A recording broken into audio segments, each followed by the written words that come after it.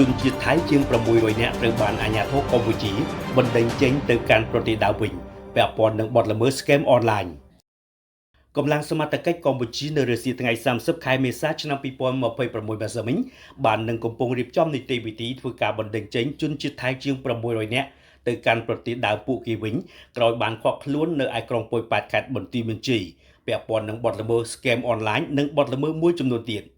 សេចក្តីរាយការណ៍ពីសមត្ថកិច្ចបានឲ្យដឹងថាជនជាតិថៃជាច្រើនអ្នកដែលត្រូវបណ្តេញចេញពីប្រទេសកម្ពុជាទៅកាន់ប្រទេសថៃវិញនោះដែលជនជាតិថៃទាំងនេះត្រូវបានចាប់ខ្លួនកាលពីពេលថ្មីៗកន្លងទៅពាក់ព័ន្ធនឹងបទល្មើស scam online និងបទល្មើសមួយចំនួន